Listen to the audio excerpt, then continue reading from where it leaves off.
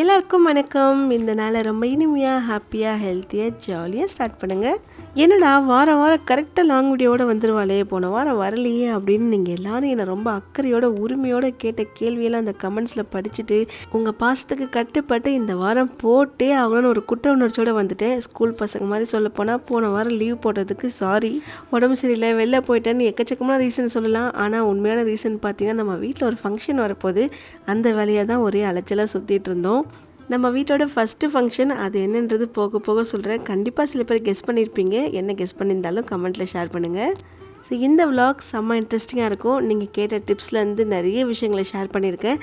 So மறக்காமல் எப்போ time கிடைக்குதோ அப்போ ஃப்ரீயாக இருக்கும்போது உட்காந்து பாருங்கள். வெளியில் போனாலே அப்படியே இந்த வெயில் சுட்டு எரிச்சிட்டு இருந்தது. ஆனால் 2 நாளாக பார்த்தா பயங்கர குளிர். இது சம்மரா வின்டரான்னு தெரியாத அளவுக்கு செம்ம கூலிங்காக இருந்தது. ரொம்ப மழை கிடையாது, பட் ஃபுல் டே பெஞ்சாலும் லைட்டாக தூரிகிட்டே இருந்ததுனால கொஞ்சம் நல்லா சில்னஸ் ஆகிடுச்சு.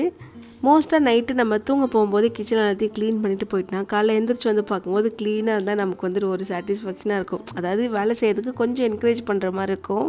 ஆனால் நான் என்ன பண்ணேன், இத்தனோண்டு ஜீரக பாக்கெட் தேடுறதுக்காக 2-3 டப்பாவை எடுத்து போட்டு கொட்டி கழிச்சி நைட் என்னாச்சு, எனக்கு அதுலேயே டயர்டாகிடுச்சு. சரி போ சமைச்சிட்டு சாப்பிட்டு போயிடுவோன்னு சொல்லிட்டு காலைல வந்து எடுத்து வச்சுக்கலாம் அப்படின்னு அப்படியே விட்டுட்டு போயிட்டேன்.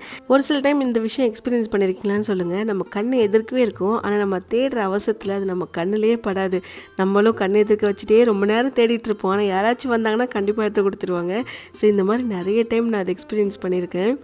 நான் ஒரு மினி விலாகில் ஷேர் பண்ணியிருந்தேன் இல்லையா, ஜிசி பிளான்ட்டை வந்துட்டு ஃபுல்லாக பிரித்து ஒரு 3 பாட்டில் வந்து வச்சிடலாம் அப்படின்னு சொல்லிட்டு தான் எடுத்துகிட்டு போயிருந்தேன் நர்சரிக்கு. ஆனால் என்ன பிளான்ட்லாம் வச்சிடலாம் போல், இந்த ஜிசி வந்து நான் வைக்கும்போது ஒரு டைம் வந்துட்டு ஃபுல்லாமே அப்படியே ஒரு மாதிரி வாடி போயிடுச்சு, செடியே போயிடுச்சு, அவ்வளோதான். அதுக்கப்புறம் புதுசாக வாங்கின பிளான்ட்டு தான் இது. நம்ம பழைய வீட்டில் இருக்கும்போதே வாங்கியாச்சு. அப்போயே வந்து நிறைய வளர்ந்து வந்துருச்சு கொஞ்ச நாள்லேயே. இப்போ அது எல்லாத்தையுமே டிவைட் பண்ணி 3ஆக வச்சுருக்கேன். இந்த சம்மர் லீவ் விட்டதுலேருந்தே பிரேக்ஃபாஸ்ட், லஞ்சு, டின்னர்னு எல்லா டைமுமே மாறிடுச்சு. அதுவும் காலைல 9 எழுந்திருக்கிறதுலாம் ரொம்ப லேட்டு தான். ஆனால் ஒரு 2-3 டேஸாக வந்து நேரமாக எழுந்திரிச்சிடா. ஏன்னா ஃப்ரெண்ட்ஸ்லாம் காலையிலே வந்து அழைச்சிட்டு போயிடுறாங்க விளையாடுறதுக்குன்னு. சீக்கிரமாக எழுந்திரிச்சிட்டு அவள் வேலையை மட்டும் கரெக்டாக பார்த்துக்கிறா. நான் சின்ன வயசுலேருந்து அவளுக்கு ஃபாலோ பண்ண ஒரு விஷயம் வந்து இப்போ வரைக்கும் ஸ்ட்ரிக்டாக ஃபாலோ பண்ணுவாள். ப்ரஷ் பண்ண உடனே தண்ணி குடிக்கணும் அப்படின்னு. காலையில் ஃபில்டர் காஃபி குடிக்கணும் போல் வந்து, அதனால் காஃபி தான் ரெடி பண்ணேன். இப்போ ஃபில்டர் காஃபிக்கு நிறைய பிராண்ட் இருக்குது. ஆனால் எனக்கு தெரிஞ்சு அப்போல்லாம் இருந்தது நர்சஸ் ஃபில்டர் காஃபின்னு ஒன்று. அப்படியே பீன் வந்துட்டு இந்த காஃபி பீன்ஸ்லாம் அப்படியே ரோஸ்ட் பண்ணி ஃப்ரெஷ்ஷாக கிரைண்ட் பண்ணி தருவாங்க. ஸோ காஃபி பவுடர் வாங்கினா அதுதான். அப்படியே அந்த மார்க்கெட்டில் அந்த ஒரே ஒரு சின்ன கடை தான் வச்சுருப்பாங்க. அதை கிராஸ் பண்ணி போகும்போது ஒரு 10 கடை தாண்டியும் அந்த வாசனை அப்படியே நம்மளை தூக்கும். அவ்வளோ சூப்பராக இருக்கும். அதே மாதிரி நான் எப்போ ஃபில்டர் காஃபின்னு வாங்கினாலுமே இந்த பேக்கெட்டில் வர்றது வந்து மோஸ்ட்டாக அவாய்ட் பண்ணுறோம். ரொம்ப ரேர் தான் நம்ம குடிக்கிறது. அதனால் வாங்கும்போதே கொஞ்சம் நல்லதாக வாங்குவோம். எங்கே ஃப்ரெஷ்ஷாக ரோஸ்ட் பண்ணி கிரைண்ட் பண்ணி தராங்களோ அந்த மாதிரி கடையை தான் பார்த்து வாங்குவேன். இதுவுமே அந்த மாதிரி கடையில் வாங்கினது தான். நான் எப்பயுமே ஃபில்டர் காஃபி ரெடி பண்ணும்போது கீழே பாட்டமில் வந்து நாட்டு சக்கரை போட்டுருவேன். அதுக்கப்புறம் தான் மேலே காஃபி பவுடர் போட்டு தண்ணியெலாம் ஊற்றி வைப்பேன். ஏன்னா அப்போ தான் அது டிகாக்ஷன் வரும்போது அது கூட அந்த நாட்டு சக்கரை மிக்ஸ் ஆகிட்டு நமக்கு பால் கூட சேர்க்கும்போது மறுபடியும் ஆறி போகணும்னு அவசியம் இருக்காது. ஈஸியாக நம்ம சேர்த்துட்டு மிக்ஸ் பண்ணிக்கலாம். இது அப்படியே இருக்கட்டும். ஒவ்வொரு சீசனுக்கு ஒரு காய் வந்து நல்லா வளரும்னு சொல்லுவாங்களே. ஏன்னா சீசனே இல்லாத டைமில் நம்ம ஒரு விதை போட்டோன்னா கண்டிப்பாக அது வளருமான்னு தெரியல. ஏன்னா நான் ட்ரை பண்ணதில்லை. பட் ஸோ இந்த டைம் வந்துட்டு அந்த மாதிரி தான் பிளான் பண்ணியிருக்கேன். ஏன்னா வெளியில் வந்து கொஞ்சம் இடம் இருக்குது. அந்த இடத்துல வந்துட்டு இந்த அவரைக்காய், கத்திரிக்காய் இந்த மாதிரி ஏதாச்சும் போடலான்னு ஒரு பிளான் இருக்குது. ஸோ இந்த சீசனில் எது போட்டால் நல்லா வளரும்ன்றது தெரிஞ்சு தான் மறக்காமல் ஷேர் பண்ணுங்கள். நான் அதை வேணும் ட்ரை பண்ணி பார்க்குறேன். அதே மாதிரி வெளியில் வந்து முருங்கை கிளை வச்சுருக்கேன். நான் வந்து நெக்ஸ்ட் ரோலில் கூட காமிக்கிறேன். ஏன்னா வெளில கொஞ்சம் தூரல் போட்டுகிட்டே இருக்கிறதுனால நான் அதை ஷூட் பண்ணவே முடியல. ஊர்லேருந்து வரும்போது தான் கொண்டு வர சொன்னேன். ஒரு பெரிய கிளையாவே உடச்சி எடுத்துகிட்டு வந்துட்டாங்க. வெளியில் வச்சுருக்கேன். மழையில் வச்சா கொஞ்சம் நல்லா துளுத்து வரும்னு சொன்னாங்க. சரி பார்ப்போம், ஒரு 1 வீக் ஆகுது வச்சுட்டு. வளர்ந்துச்சுன்னா நான் அதையும் காமிக்கிறேன் உங்களுக்கு. இந்த முருங்கை கிளைலாம் வச்சாலே எங்கள் பாட்டி என்ன பண்ணுவாங்கன்னா, அந்த சாணி இருக்குல்ல, மாட்டோட சாணி, அதை எடுத்து அந்த கார்னரில் வச்சுருவாங்க, அந்த கிளையோட கார்னர். ஏன்னா காயாமல் இருக்கணும். சாணி இல்லைனா அந்த களிமண் கூட அப்படியே எடுத்து நல்லா தட்டிட்டு வச்சு விட்ருவாங்க. டெய்லியும் கொஞ்சம் தண்ணி ஊற்றுனாங்கன்னா அப்படியே கொஞ்சம் காயாமல் இருக்கும். காயாமல் தான் சீக்கிரமாக துளுத்து வரும் அப்படின்னு சொல்லுவாங்க. ஆனால் இதுக்கு எனக்கு எதுக்குமே வாய்ப்பு இல்லை. நான் அப்படியே சும்மா நட்டு வச்சுருக்கேன். டெய்லியும் கொஞ்சம் தண்ணி மட்டும் லைட்டாக ஸ்ப்ரே பண்ணிகிட்டே இருக்கேன். சொல்ல மறந்துட்டேன், 10th 12th ரிசல்ட் வந்ததுக்கப்புறம் நிறைய பேர் கமெண்ட்டில் மார்க்ஸ் எல்லாம் ஷேர் பண்ணியிருந்தீங்க. ஸோ எல்லாருக்குமே கங்க்ராச்சுலேஷன்ஸ். ஒரு சில பேர் வந்து மார்க்கு கம்மியாக எடுத்துட்டேன், அதனால் வீட்டில் என்னை பயங்கரமாக திட்டுறாங்க, எனக்கு ஏதாச்சும் ஐடியா கொடுங்கன்னு கேட்டிருந்தீங்க. வீட்டில் திட்ட தான் செய்வாங்க. அப்பா அம்மாலாம் திட்டுவாங்க தான், அதெல்லாம் சாதாரணமாக எடுத்துகிட்டு போயிடணும். அதுக்காக இதெல்லாம் நம்ம சீரியஸாக எடுக்கவே கூடாது. நான்லாம் வாங்காத திட்டா. அந்த ஏஜில் திட்டு வாங்கும்போது கண்டிப்பாக கோவம் வரும் தான். ஏன்னா எனக்குமே பயங்கரமாக வந்தது. ஆனால் இப்போலாம் நினச்சின்னா அதுக்கெலாம் கொஞ்சம் கூட ஒரு பிரயோஜனமே கிடையாது அந்த கோவப்பட்ட கோவப்பட்டதுக்கு. ஏன்டா அப்போல்லாம் கோவப்பட்டோன்னு இப்போ தான் தோணுது. ஸோ அதே மாதிரி பேரண்ட்ஸுமே சப்போர்ட் பண்ணுங்கள். பசங்க கம்மியாக மார்க் எடுத்துட்டாங்க அப்படின்னு இதை வச்சு பயங்கரமாக திட்டி அவங்கள வந்து ரொம்ப மூட் அப்செட் பண்ணி வேறு ஏதாச்சும் யோசிக்கிற அளவுக்குலாம் பண்ணிடாதீங்க. லைஃப் வந்து ரொம்ப சிம்பிள். இதுக்கப்புறம் தான் உங்களுக்கு லைஃப் இருக்குது அப்படின்னு பயங்கரமாக பயமுறுத்தலாம் விடுவாங்க. அதெல்லாம் நினச்சி பயப்படாதீங்க. ரொம்ப காம்ப்ளிகேட் பண்ணிக்காதீங்க. ரொம்ப சிம்பிளாக கொண்டு போங்க. இப்படி தான் நான் 10th முடித்ததுமே வந்துட்டு எனக்கு என்ன ஆசைன்னா ஹாஸ்டல் போய் சேர்ந்து படிக்கணும்னு எனக்கு தான் ஆசை. எங்கள் வீட்டில் கூட யாரும் ஆசைப்படல. பட் நான் தான் ஹாஸ்டலுக்கு போவேன் அப்படின்னு ரொம்ப அடம் பிடிச்சி போனேன். அப்போ வந்து அது ஒரு கெத்து எனக்கு தெரிஞ்சு. ஏன்னா யாராச்சும் எனக்கு தெரிஞ்சவங்க ஹாஸ்டல் போயிட்டு வந்தாங்கன்னா அப்படியே அவங்கள பயங்கரமாக தாங்குவாங்க. ஒரே ரெஸ்பெக்டாக இருக்கும். இதெல்லாம் பார்த்து மயங்கி நானும் ஆசைப்பட்டு ஹாஸ்டல் போய் சேர்ந்துட்டேன். போனதுக்கப்புறம் தான் ஏன்டா போனோன்னு ரொம்ப ஃபீல் பண்ண ஆரம்பிச்சிட்டேன். காலேஜ் போய் ஹாஸ்டல் படிக்கிறோம் அப்படின்னா பரவாயில்ல. ஏன்னா நமக்கு வந்து கவுன்சிலிங்கில் காலேஜ் கிடைக்கும். கண்டிப்பாக பக்கத்தில் இருக்கிறது கிடைக்கவே கிடைக்காது. தூரமாக இருக்கிறது தான் கிடைக்கும். ஸோ அதுக்கேற்ற மாதிரி போய் சேர்றோம், ஓகே. பட் 11th 12th நான் போய் சேர்ந்து பாருங்கள், அது எனக்கே வந்துட்டு சிரிப்பாக தான் இருக்குது. இப்பயும் நான் அடிக்கடி என்னை நினச்சி சிரிச்சுப்பேன்.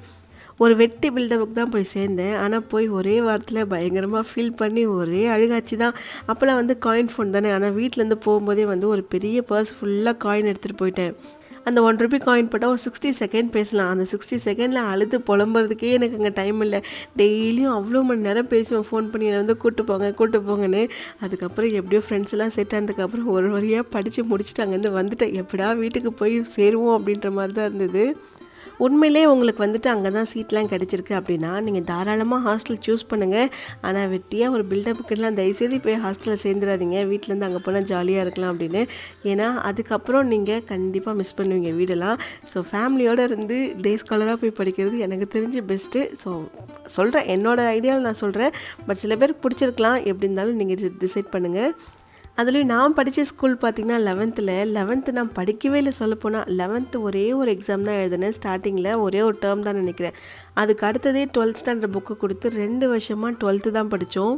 இப்போயுமே அந்த மாதிரி ஸ்கூல் எல்லாமே இருக்குது. போட்டு மென்டல் ப்ரெஷர் பண்ணி படிங்க. நைட் ஸ்டடி நைட்டு 10-11 மணி வரைக்கும் நைட் ஸ்டடி இருக்கும். அதுலேயும் எக்ஸாம் டைம்லாம் வந்துருச்சுன்னா முடிஞ்சோம் நைட்டு 11-12 மணி வரைக்கும் கூட ஸ்டடி டைம் வைப்பாங்களே தவிர கொஞ்ச நாளும் போய் பசங்களை நீங்கள் ரெஸ்ட் எடுங்க, தூங்குங்க, பரவாயில்ல, ரிலாக்ஸ்டாக வாங்கன்னு ஒரு நாளும் சொல்ல மாட்டாங்க. அவ்வளோ ஸ்ட்ரிக்டாக ஹேண்டில் பண்ணுவாங்க. அதெல்லாம் ஒரு கஷ்ட காலம். அதெல்லாம் கடந்து வந்தாச்சு. 11th 12th 2 வருஷம் ஹாஸ்டல், அப்புறம் காலேஜ் ஒரு 4 வருஷம் ஹாஸ்டல், சேர்த்து 6 வருஷம். இந்த 6 வருஷம் நான் அங்கே ஸ்பெண்ட் பண்ணதுக்கு எங்கள் அப்பா கூட இருந்திருக்கலாமோன்னு நான் இப்போ நிறைய ஃபீல் பண்ணுவேன். அப்படியே காலைல ஒரு சில வேலையெல்லாம் முடிச்சுட்டு பிரேக்ஃபாஸ்ட் ரெடி பண்ண வந்துட்டேன். பிரேக்ஃபாஸ்ட்க்கு வந்து இன்றைக்கி ஆப்பமும் தேங்காய் பால் தான். குருமா வச்சா இவ சாப்பிடவே மாட்டேங்கிறா. ஏன்னா தோசைக்கு தானே வைக்கிறேன், குருமா சாப்பிட்டா தோசை மாதிரியே இருக்கான். ஆனால் தேங்காய் பால் வச்சு சாப்பிட்டா தான் ஆப்பமுக்கு நல்லா இருக்கான் அப்படின்னு நைனி சொல்கிறதுனால தான் சரி அவளுக்காகவே தேங்காய் பால் ரெடி பண்ணிவிடுவேன். இந்த சம்மர் லீவ் விட்டதுலேருந்தே பிரேக்ஃபாஸ்ட், டின்னர், லஞ்சுன்னு எல்லாம் 1 மணி நேரம் லேட் ஆன மாதிரியே ஒரு ஃபீலு. ஏன்னா இவ எந்திருக்கிறதும் டைம் வந்து ஒரு 10 கிட்ட ஆகிடுதா. ஸோ நாங்கள் சாப்பிட்டோம் இவளுக்கு வெயிட் பண்ண வேண்டியதாக இருக்குது. ஆனால் இப்போது 2-3 டேஸாக என்னாச்சுன்னா ஃப்ரெண்ட்ஸ் எல்லாம் வந்து நல்லா கொஞ்சம் செட் ஆகிடுச்சா. எல்லாம் காலையிலேயே வந்து பெல் அடித்து நைனியை விளையாட விடுங்க அப்படின்னு கேட்க ஆரம்பிச்சிடுறாங்க. ஸோ அதனால நான் அவளை சீக்கிரமாக எழுப்பி விட்டுட்டு பிரேக்ஃபாஸ்ட் எல்லாம் கொஞ்சம் முன்னை விட ஒரு 1/2 hour முன்னாடி சாப்பிட்றோம் அப்படின்ற மாதிரி தான் பண்ணிகிட்ருக்கேன். ஆனால் எல்லோரும் சொல்கிறது உண்மைதால இந்த பொம்பளை பிள்ளைங்களுக்கு ஆட்டோமேட்டிக்காக கிச்சனில் வந்து ஒரு இன்ட்ரெஸ்ட் வந்தது. இதுவே பையனாக இருந்தால் கண்டிப்பாக இந்த பக்கம் வந்து கூட நிற்க மாட்டா. தண்ணி வேணா கூட அங்கேருந்து தான் கேட்டு வாங்கி குடிச்சிட்டு போவான். ஆனால் நைனிக்கு வந்துட்டு கிச்சனில் ரொம்ப இன்ட்ரெஸ்ட்டு. வந்து என் கூட சமைக்கிறதுக்கு, தோசை போடுறதுக்கு, ஆம்லேட் போடுறதுக்குன்னு கரெக்டாக வந்து நின்றுடுவா. ஆப்பமுக்கு மெஷர்மெண்ட் சொல்லிடுறேன். நான் ஆல்ரெடி மினி விலாக்லையுமே ஷேர் பண்ணியிருந்தேன். ஆனால் நான் என்ன போடுறேன்றது சொல்கிறேன். 1 கப் பச்சரிசி, 1 கப் இட்லி அரிசி, இது ரெண்டுத்துக்கும் சேர்த்து 1/4 கப் உளுந்து, கொஞ்சமாக வெந்தயம். இதெல்லாம் தாண்டி அவல் போடுவாங்க, இல்லை பாயில்டு ரைஸ் போடுவாங்க. அதெல்லாம் ஒன்றுமே போடாதீங்க. நான் ஒரு நாள் அந்த மாதிரி கூட ட்ரை பண்ணி பார்த்துட்டேன். இந்த ரைஸ்லாம் போட்டு அதை வடித்த சாதம் இருக்கு இல்லையா, அதெல்லாம் வந்து போட்டு அரைச்சி ரெடி பண்ணி பார்த்தேன். ஃபஸ்ட்டு ஒரு 4 ஆப்பம் நல்லாயிருக்கும். அதுக்கப்புறம் பார்த்திங்கன்னா சென்டரில் வந்துட்டு ஒரு மாதிரி கொஞ்சம் வளவலான் இருக்க மாதிரி இருக்கும். அதாவது கொஞ்சம் குழஞ்ச மாதிரி இருக்கும். அதில் பெஸ்ட்டு நான் சொல்கிற மெஷர்மெண்ட் போட்டு பாருங்கள். இதில் வந்துட்டு இட்லிக்கு நம்ம அரைப்போம் இல்லையா, கொஞ்சம் லைட்டாக அந்த குறக்குறன்னு இருக்கணும். அதை விட கொஞ்சம் நைஸாக அரைச்சா போதும். ஒரு சூப்பரான ஆப்பம் ரெடி பண்ணிடலாம். இதே ஆப்பம் தான் நீங்கள், இதே மெஷர்மெண்ட் தான் நீங்கள் மில்லட்ஸ்க்குமே யூஸ் பண்ணணும். ஒரு நாள் நம்ம வேணால் மில்லட்ஸில் ஆப்பம் ட்ரை பண்ணி போடுவோம். ஏன்னா நான் இது வரைக்கும் ட்ரை பண்ணல. ரெட் ரைஸ் வேணால் பண்ணியிருக்கேன், பட் இந்த சிறுதானியம் வச்சு இன்னும் பண்ணலை. அதை ஒரு நாள் ட்ரை பண்ணி பார்ப்போம். சம்மர் லீவே முடிஞ்சிடும் போல். இன்னும் எங்கள் வீட்டில் என்னை யாரும் வெக்கேஷன் கூட்டே போக மாட்டேங்கிறாங்க. நானும் வேறு என்னை எங்கேயாச்சும் கூட்டு போங்கன்னு எல்லாருக்கிட்டையும் கேட்டுட்ருக்கேன். பட் யாருக்கும் எந்த பிளானும் இல்லை போல். நமக்கு நேரம் கிச்சனில் தான் போல். சரி ஓட்டிடுவோம் இந்த மாதம். நெக்ஸ்ட் மந்த் வேணால் ட்ரை பண்ணி பார்ப்போம். ஆனால் அதுக்குள்ளே பார்த்தா பாப்பாவுக்கு ஸ்கூல் ஓப்பன் ஆகிடும். அதனால் அந்த டைமில் அது ஒரு ரீசன் சொல்லி அப்பயுமே கண்டிப்பாக கூட்டு போக மாட்டாங்க. நீங்கள் வெக்கேஷனுக்கு என்ன ஊர்லாம் பிளான் பண்ணியிருக்கீங்க, எங்கெல்லாம் போயிட்டு வந்திருக்கீங்கன்றதை மறக்காமல் ஷேர் பண்ணுங்கள். அதை பார்த்தாச்சு நான் சந்தோஷப்பட்டுக்கிறேன். அண்ட் கிளைமேட்டு, பிளேஸ் இதெல்லாம் எப்படி இருக்குன்றதையும் மறக்காமல் சொல்லுங்கள். எனக்கு வந்து சின்ன வயசில் இந்த சம்மர்லாம் வந்துருச்சுன்னா எனக்கும் வெளில போனோம், டூர்லாம் கூப்பிட்டு போவாங்க ஃபேமிலியோடு. நிறைய பேர் பார்த்துருக்கேன். பட் நாங்கள் வந்து பெருசாக போனதே கிடையாது. எனக்கு தெரிஞ்சு நாங்கள் ஃபேமிலியோடு போன ஒரு ட்ரிப்லாம் எங்கேன்னு பார்த்தீங்கன்னா இந்த திருப்பதி தான். அடிக்கடி எல்லா மாதம் மே மாதம் வந்துச்சுன்னா போதும் டான்னு திருப்பதி கூப்பிட்டு போயிடுவார் எங்கள் அப்பா. எல்லா வருஷமுமே டிவோஷனல் ட்ரிப் தான் இருக்கும். மற்றபடி இந்த ஊட்டி கொடைக்கானல்லாம் சொல்ல மாதிரி கூப்பிட்டு போனீங்கன்னா ஒரே ஒரு தடவை அப்படியே ஊட்டி போயிட்டு, ஊட்டியே தெரில கொடைக்கானல் நான் 5th ஸ்டாண்டர்ட் படிக்கும்போது அப்படியே கேரளாலாம் கூப்பிட்டு போயிட்டு வந்திருந்தார். ஸோ இதுதான் நாங்கள் போன ஃபேமிலியோடு போன ஒரு பெரிய ட்ரிப்பு. அதுக்கப்புறம் போனது எல்லாமே திருப்பதி மட்டும்தான். ஆனால் அப்போ வந்து அதுவே பெரிய ஜாலி தான். ஏன்னா ட்ரெயினில் வேறு போகுமா, சூப்பராக இருக்கும். நிறைய ஃபுட்டெல்லாம் செஞ்சு, அதாவது ஃபுட்டுனா என்ன பெருசாக ஒன்றும் இல்லை, புளி சாதம், லெமன் சாதம், சப்பாத்தி, அப்புறம் அதுக்கு தக்காளி தொக்கன், இந்த மாதிரி எல்லாத்தையும் ரெடி பண்ணிவிட்டு ஃபேமிலியோடு போவோம். ஸோ அதெல்லாம் வந்துட்டு ஒரு மாதிரி மறக்க முடியாத ஒரு ஜேர்னி. சூப்பராக இருந்துச்சு. எல்லா வருஷமும் அது மாதிரி நடக்கணும் போது ஜாலியாக தான் இருக்கும். எனக்குமே வந்து திருப்பதி ரொம்ப ஒரு ஃபேவரட்டான பிளேஸ். ஏன்னா அங்கே போனாலே ஒரு நல்ல வைப் இருக்கும், ஒரு மாதிரி பயங்கர ரிலாக்ஸாக இருக்கும் மைண்டு. அது ஏன்னு தெரில, அப்படியே சுற்றி எங்கே போனாலும் அந்த வெங்கடாஜலபதி பாட்டாக ஓடுமா, அது இன்னும் ஒரு நல்ல வைப்பாக இருக்கும். அதே மாதிரி சாமிலாம் பார்த்து முடிச்சதும் அங்கே உள்ளே வந்து ஒரு பார்க் இருக்கும், ரொம்ப தூரம் போகணும். அங்கே போயிட்டு அந்த ஒரு பெரிய மரம் ஒன்று, ஆலமரமாக அது என்ன மரம்னு தெரில, அதுக்கு கீழே அப்படியே ஜாலியாக படுப்போம் அந்த பெட்ஷீட்லாம் போட்டு. அதெல்லாம் வந்துட்டு சூப்பராக இருக்கும். அப்படியே செம்ம தூக்கம் வரும். அவ்வளோ டயர்டாக இல்லை, அந்த இடத்தோட வைபானன்னு தெரில, அவ்வளோ சூப்பராக இருக்கும். அதெல்லாம் அந்த டைமில் பயங்கரமாக என்ஜாய் பண்ணியிருக்கோம். இந்த டைனிங் டேபிளுக்கு வந்துட்டு ரொம்ப நாளாகவே ஒரு கவர் பார்த்துட்டே இருந்தேன். எனக்கு கம்மியாக கிடைக்கும்னு பார்த்தா எனக்கு எதுவுமே கம்மியாக கிடைக்கல. இதுவே 1200 கிட்ட வந்துருச்சு. சரி வேறு வழி இல்லை, நம்மக்கிட்ட இருக்க பொருள் நம்ம சேஃபாக பார்த்துக்குன்னா இந்த மாதிரி போட்டு தான் ஆகணுன்ட்டு வாங்கிட்டேன். வெறும் டேபிள் கவர் மட்டும் பார்த்தா அதுவே 800 இருந்துச்சு. சரி கூட 4 சேரோட கவரும் சேர்ந்து வரும்போது 1200 பரவாயில்ல வாங்கிக்கலாம் அப்படின்னு சொல்லிட்டு தான் போட்டுட்டேன். இதோட லிங்க் கூட நான் உங்களுக்கு கொடுக்குறேன். நிறைய பேர் எல்லாத்துக்குமே லிங்க் கேட்டுகிட்டே இருக்கீங்க. நான் ஒரு சிலதுக்கெலாம் கொடுக்கவே இல்லை, மறந்துட்டேன்.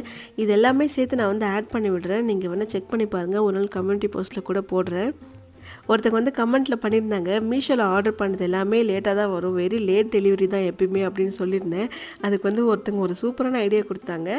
நீங்கள் வேணால் கேஷ் ஆன் டெலிவரி கொடுத்து பாருங்கள், உடனே வந்துடும் ப்ராடக்ட்ஸ் எல்லாமே அப்படின்னு. ஸோ அவங்க சொன்னதுலேருந்து நான் அதை தான் ஃபாலோ பண்ணுறேன். நான் போட்டு கரெக்டாக 1 வீக்லேயே எல்லா ப்ராடக்ட்ஸுமே வந்துடுது. இந்த ஸ்டாண்டுமே வந்துட்டு நான் மீஷோவில் தான் வாங்கியிருந்தேன். இதோட ப்ரைஸ் வந்துட்டு 700 தான். ஸோ அமேசான் கம்பேர் பண்ணும்போது கம்மி. ஏன்னா அமேசானில் இது 1700 இருந்தது, இதில் மீஷோவில் வந்துட்டு வெறும் 700 தான். நான் கூட ஏதாச்சும் குவாலிட்டி டிஃப்ரென்ஸ் இருக்கும், இல்லை ஏதாச்சும் டேமேஜ் மாதிரி இருக்க போகுது அப்படின்னு நினச்சேன். பட் ஓகே பரவாயில்ல, எல்லாமே சேஃபாக வந்துருச்சு. இந்த இடத்துல வைக்கும்போது கொஞ்சம் நல்லா இருந்துச்சு. நான் அந்த வீட்டில் இருக்கும்போதே பிளான் பண்ணேன் இந்த மாதிரி பிளான்ஸ் வைக்கணும் அப்படின்னு. பட் அந்தளவுக்கு அங்கே வந்துட்டு ஸ்பேஸ் இல்லை. ஸோ அதனால தான் அதை அப்படியே ட்ராப் பண்ணிட்டேன். இங்கே வந்ததும் கரெக்டாக சக்ஸஸ்ஃபுல்லாக வாங்கியாச்சு. இந்த டீ டேபிள் வந்து இங்கேவே இருந்தது தான். இது வந்து ஹவுஸ் ஓனரோடது தான், நம்மளோடது கிடையாது. நம்மளது வந்து நான் மாடியில் போடலான்னு வச்சுருக்கேன் அப்படியே. ஆனால் எப்படியோ செட் ஆகிடுச்சு. என்ன சொல்கிறேன்னா, இந்த சோஃபா கவரும் இந்த கார்பெட்டும் வந்துட்டு எப்படி மேட்ச் ஆச்சுனே தெரில. நான் ஆக்சுவலாக ரெண்டுமே நான் யோசித்து கூட பார்க்கல. இந்த கார்பெட் வந்துட்டு மேரேஜுக்கு முன்னாடியே ஹஸ்பண்ட் வாங்கியிருந்தேன் அப்படின்னு சொல்லியிருந்தார். 18,000 அப்போவே. அது உண்மையாக போயா இல்லை எனக்காக சும்மா அழக்கிறாரான்னு தெரியாது. ஆனால் எப்போ சொன்னாலும் அந்த கதையை சொல்லுவார், 18,000 போட்டு நான் அப்போயே வாங்கினேன் தெரியுமா அப்படின்னு. அப்படி ஒருத்தங்க திரும்ப திரும்ப சொல்லும் போது தான் தெரியும் ஏதோ சும்மா கதை விடுறாரோ அப்படின்னு. ஆனால் எனக்கு நிஜமாக தெரில. ஏன்னா நான் ஒரு நாளும் கார்பெட் வாங்குற ஐடியாவில் இல்லை. அவர் தான் வீட்டிலேருந்து கொண்டு வந்தார். வந்து அவரே தான் இந்த தடவை க்ளீனும் பண்ணார்.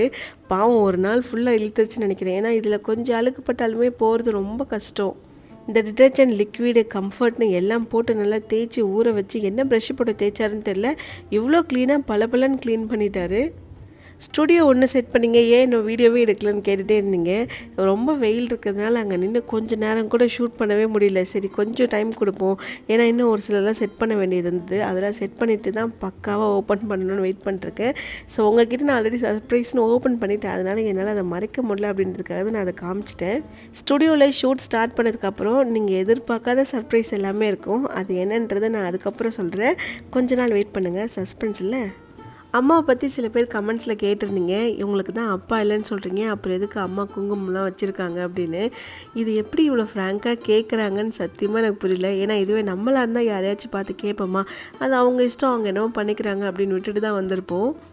அப்படியே இருந்தாலும் அதை பற்றி கேட்குறதுக்கு ரைட்ஸ் யாருக்குமே கிடையாது, எனக்கு கூட கிடையாது. நீங்கள் ஏன் வைக்கிறீங்க அப்படின்னு அவங்கள பார்த்து கேட்கவே கூடாது. ஏன்னா அது அவங்களோட இஷ்டம், அவங்க என்ன டிசைட் பண்ணுறாங்கன்னு அவங்க பண்ணிப்பாங்க. நம்ம போய் அதில் வந்து இன்டர்ஃபியர் ஆகவே கூடாது. அவங்களுமே ஸ்டார்டிங்கில் ரொம்ப பயந்தாங்க. ஏன்னா இருக்கிறது வந்து வில்லேஜில் எப்படி பேசுவாங்கன்றது நமக்கே தெரியும். இப்போ நம்ம சிட்டியில் ஒரு டவுனில் அப்படி பார்க்குறோன்னா இவங்க மேரிடா இல்லை அன்மேரிடா இல்லை இவங்களுக்கு ஹஸ்பண்ட் இல்லையா அப்படின்றதுலாம் யாருக்கும் தெரிய போகிறது கிடையாது. பட் வில்லேஜ் என்னும்போது எல்லாருக்கும் எல்லாரை பற்றியுமே தெரிஞ்சிருக்கும். ஸோ அதனால அவங்க ரொம்பவே பயந்தாங்க. ஆனால் நாங்கள் வந்துட்டு அவங்களுக்கு ஒரு பெரிய ஹோப் கொடுத்தோம். என்னென்னா, நீ இதுக்கு முன்னாடி எப்படி இருந்தியோ அதே மாதிரி இரு மம்மி, உன்னை யாரும் என்ன கேட்க மாட்டாங்க. ஏன்னா கேட்குறவங்களாம் வந்து நம்ம கூட நிற்க போகிறது கிடையாது. ஸோ நீ பிடிச்ச மாதிரி இரு, உன்னை யார் என்ன கேள்வி கேட்டாலும் நாங்கள் பார்த்துக்குறோம் அப்படின்னு இந்த ஒரு ஹோப் தான். ஸோ இதை வந்துட்டு எல்லா அம்மாவுமே எக்ஸ்பெக்ட் பண்ணுற ஒரு ஹோப் தான் இது.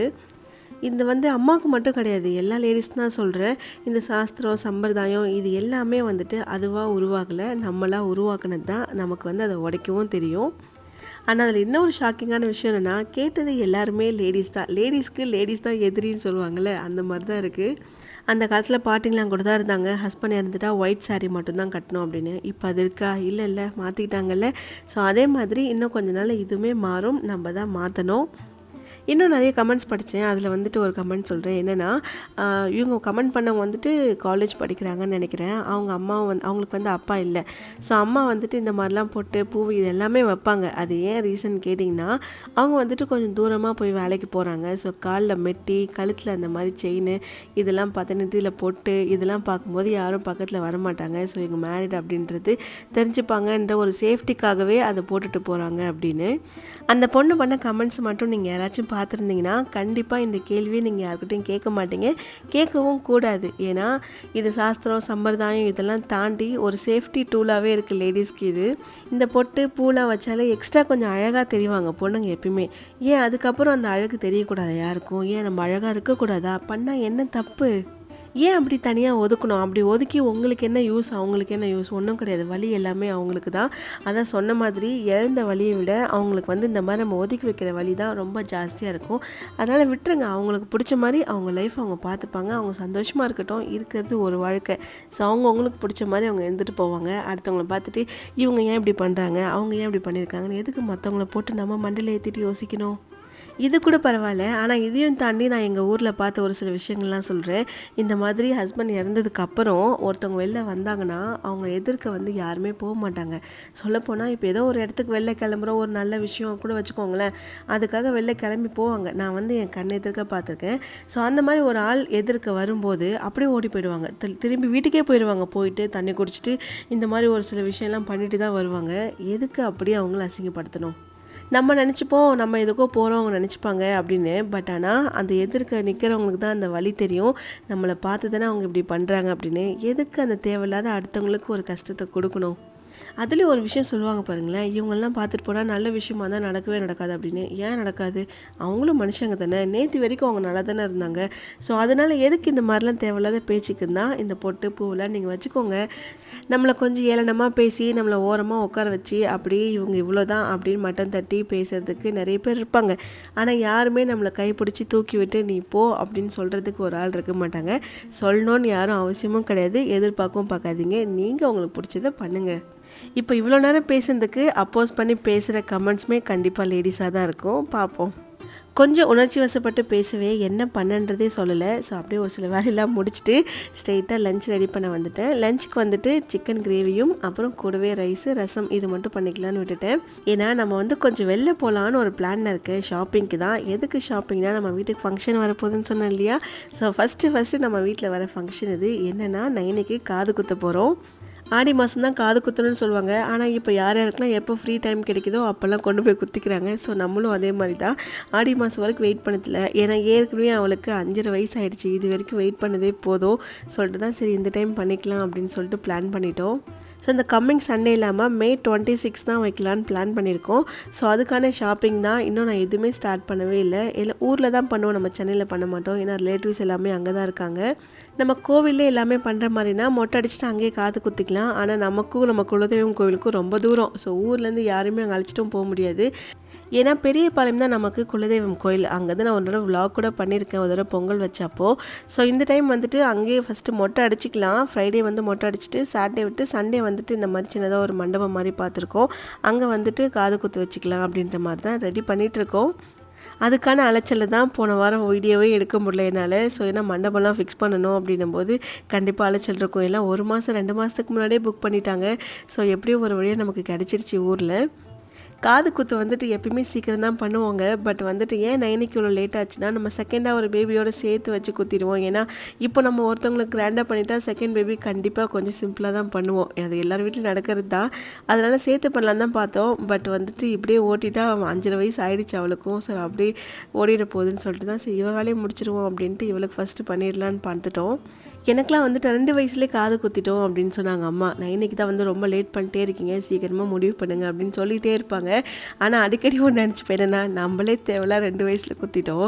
என் ஹஸ்பண்ட்லாம் பார்த்தீங்கன்னா 7 வயசில் தான் கொண்டு போய் குத்துனாங்களாம்.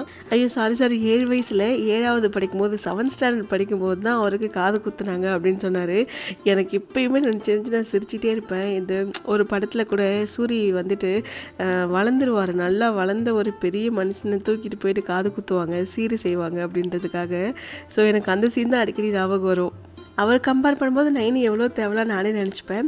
ஃபங்க்ஷன் வந்துட்டு ரொம்ப கிராண்டெல்லாம் கிடையாது. நம்மளோட க்ளோஸ் ரிலேட்டிவ்ஸ் மட்டும் கூட்டு பண்ணிக்கலாம் அப்படின்ற மாதிரி தான் பிளான் பண்ணிகிட்ருக்கோம். அதுலேயும் சண்டே வச்சா கொஞ்சம் எல்லோரும் ஃப்ரீயாக இருப்பாங்க வருவாங்கன்றதுனால தான் சண்டேவும் பிளான் பண்ணுது. இவ்வளோ பிளான்ஸ் வச்சுமே ஏதோ ஒன்று எம்டியாக இருக்குது, ஏதோ ஒன்று குறையுதுன்னு யோசிச்சுட்டே இருந்தேன். அப்போ தான் திடீர்னு ஞாபகம் வந்துச்சு, நம்ம கிறிஸ்மஸ் ட்ரீ வந்து டெக்கரேட் பண்ணுறப்போ அந்த லைட்ஸ் போட்டோம் இல்லையா, பேசாமல் சாக்கெட் பக்கத்தில் தள்ளி வச்சுட்டு லைட்ஸ் போட்டால் இன்னும் கொஞ்சம் சூப்பராக இருக்கும்ல பார்க்குறதுக்கு. நான் அதையுமே ரெடி பண்ணிட்டேன். நல்லா இருக்குல்ல? நல்லா இருந்துச்சுன்னா கமெண்ட்டில் சொல்லுங்கள்.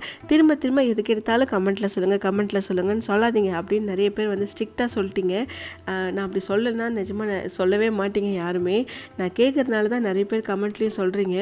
உங்களுக்காக தோணுச்சுன்னா எதுவாக இருந்தாலும் கமெண்ட்டில் ஷேர் பண்ணலாம். நான் அது வந்து தப்பாக நினச்சிக்கவே மாட்டேன். ஆனால் நான் சொல்கிறது தான் நிறைய பேருக்கு தப்பாக நினச்சிக்கிறீங்க.